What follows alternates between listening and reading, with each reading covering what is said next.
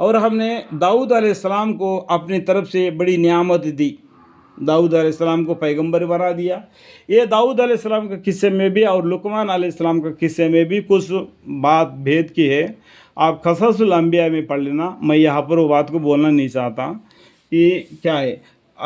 تو داؤد علیہ السلام کے بارے میں یہاں پر کیا لکھا ہے، ہم نے داؤد علیہ السلام کو اپنی طرف سے بڑی نعمت دی تھی۔ اے پہاڑو، اللہ کیا بولتے ہیں، اے پہاڑو داؤد علیہ السلام کے ساتھ بار بار تسبیح کرو، اور جس طرح پرندوں کو بھی حکم دیا، اور ہم نے ان کے واسطے لوہے کو مثل موم نرم کر دیا۔ دیکھو اگر داؤد علیہ السلام بیٹھ کر ذکر کرتے، پہاڑے، پتھرے، جھاڑا، پودے، سب پرندے سب اللہ کے ذکر میں مشغول ہو کے بیٹھے رہتے۔ اتنا برکت، اتنا یہ ان کو دے دیا اللہ تعالیٰ نے۔ تو ان کے اللہ تعالیٰ نے خود قرآن میں بتا رہے، اے پہاڑو داؤد علیہ السلام کے ساتھ بار بار تسبیح کرو، اور اس طرح پرندوں کو بھی حکم دیا۔ اس کے بعد میں اور کیا دیا اللہ تعالیٰ نے، اور ہم نے ان کے واسطے لوہے کے مثل موم نرم کر دیا۔ اگر وہ کوئی پتھر کے اوپر بھی ہاتھ رکھ دیں گے یا لوہے کے اوپر بھی ہاتھ رکھ دیں گے، وہ ایک دم بالکل مٹی کے جیسا ہو جائے گا، جیسا چاہیے ویسا بنا سکتے ہیں جب وہ ہاتھ لگانے پر۔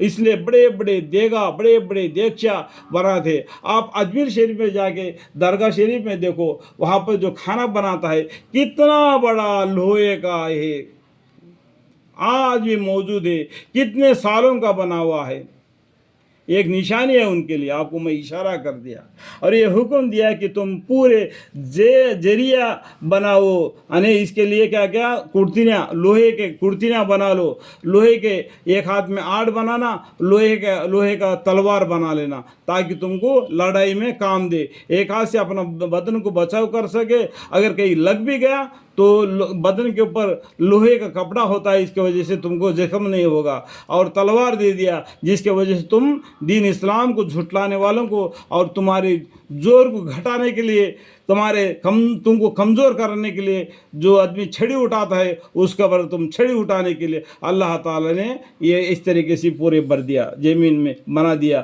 اور کڑیوں کو جوڑنے میں اندازہ رکھا، اور تم سب نیک کام کیا کرو، بولتے اللہ تعالیٰ تم سب مل کر نیک کام کیا کرو، آخری اللہ کے پاس جائیں گے، اس نیکی کا بدلہ اللہ تم کو دے گا۔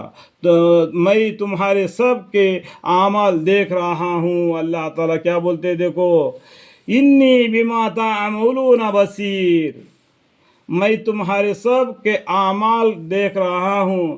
سورہ محمد میں ہم پڑھیں گے، وہاں پر بھی لکھا ہوا ہے تمہارا زمین پر چلنا پھرنا رہنا سہنا تک کا اللہ تعالیٰ خبر رکھتے۔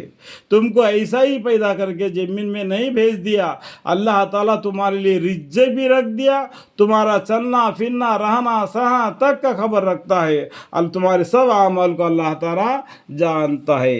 اور اس کے بعد میں بولتے ہیں، اور سلیمان علیہ السلام کے لیے ہے ہوا جو ہے نا، سلیمان علیہ السلام ہوے کے اوپر بھی سفر کرتے تھے، ہوا کو مسخر کر دیا کہ اس کے ہوا کو صبح کی منزل 1 مہینہ بھر کی راہ ہوتی ہے، اور شام کی منزل 1 مہینہ بھر کی راہ ہوتی ہے، یعنی ہوے پہ چل کر 1 مہینے میں چلنے کا راستہ 1 وقت میں صبح چلے جاتے، وہاں کے پورا ہے سب تبلیغ دین کی طرف دعوت دیتے، اور پھر ریٹرن آنے کے لیے پھر آدھا وقت لگ جاتا ہے۔ ایسا ہوے پر وہ لوگ سفر کرتے تھے، وہ اور ان کے طرف سے ان کے لشکر بھی اللہ کے حکم سے۔ کیا یہ سب اللہ ہی بہتر جانتا ہے کہ وہ کس طریقے سے سفر کرتے تھے۔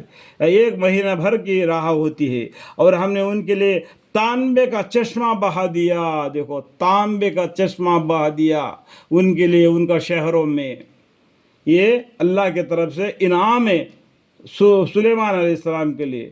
اور سلیمان علیہ السلام کو اللہ تعالیٰ نے بہت سے علم دیا، بہت سی نعمتیں دی، لیکن کل قیامت کے دن اس کے بارے میں تم کو پوچھ بھی نہیں ہوگی۔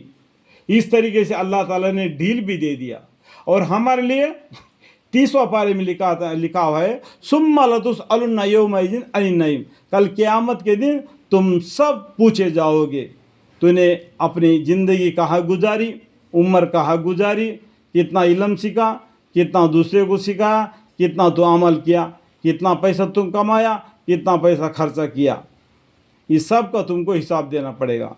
सुलेमान अलैहिस्सलाम के लिए अल्लाह ताला ने ये ढील दे दिए कि इसका हिसाब भी तुमसे नहीं लिया जाएगा।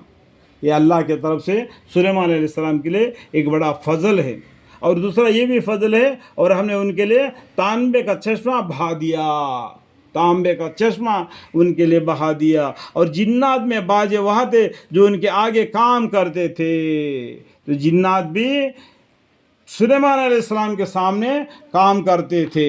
लेकिन जिन्नात को गैब की खबर है करके वो लोग बोलते हैं, लेकिन ये गलत बात है। गैब की खबर जिन्नात को भी नहीं। अगर जिन्नात को खबर होता तो सुलेमान अलैहिस्सलाम मर के कब हो गए वो जिन्नात को भी मालूम नहीं। वो मर गए, लेकिन लकड़ी के सहारे पे बैठे हुए थे या खड़े हुए थे, वो जिंदा है बोल के दब के जिन्नातों ने वो महल बना दिया, शीशे का महल। जब कीड़े ने, घन के कीड़े ने उस रात को खोल दी, उस लकड़ी को खा लिया, तो सुलेमान अलैहिस्सलाम ने एक तरफ को गिर पड़े। उस टाइम पर मालूम पड़ा कि जिन्नातों को कि हम कितना शर्मिंदगी की बात है कि हमको गैब की खबर मालूम ही नहीं हुआ कि सुलेमान अलैहिस्सलाम कब का मर चुके हैं। हम फिर भी हम सुलेमान अलैहिस्सलाम के सामने डर के मारे हम इस काम को पूरा कर दिया और वहाँ से चल दिए। अब समझ में आ गया बात। इस बात को अब क़ससुल अंबिया से भी आप मालूम कर सकते हैं कि गैब की खबर सिर्फ अल्लाह को है, जिन्नों को भी नहीं। ये लोग गलत बात कहते हैं। आप दरगाह के पास जाके बोलते हैं, वो दरगाह के पास वो भी एक वली अल्लाह है, करेक्ट है, हमारे दीन के भाई है, करेक्ट है। उन्होंने बहुत नेक काम करने की वजह से उनकी दुआ कबूल होती थी। उस टाइम पर वो वहाँ के आदमियाँ उनसे फ़ायदा लेते थे, तो इसलिए वो महबूब बन गए। तो आज उनके दरगाह मज़ार बना दिया, तो उन दरगाह के पास जाना कोई गुनाह नहीं। लेकिन ये कहना गुनाह है कि ये दरगाह शरीफ वाले तेरे वजह से ये काम बन गया, ये कहना गुनाह है।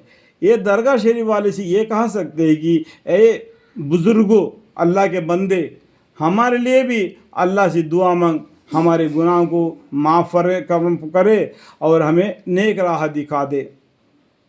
इस तरीके से दुआ मांगना सही है। लेकिन तेरे तरह से मेरे को बेटा पैदा हुआ, वो कहना गलत बात है। अल्लाहुम्मा ग़फ़िरली। शिरिक की बहुत किस्में हैं। अब शिरिक की बहुत किस्में हैं, बुखारी शरीफ में पढ़ने से भी मालूम पड़ जाएगा और बहिश्त ज़ेवर पढ़ने से भी मालूम हो जाएगा कि शिरिक के कितने दर्जे अलग अलग है। कि इसमें आपको बतलाने का मतलब क्या है, वो गैब की बात है, सिर्फ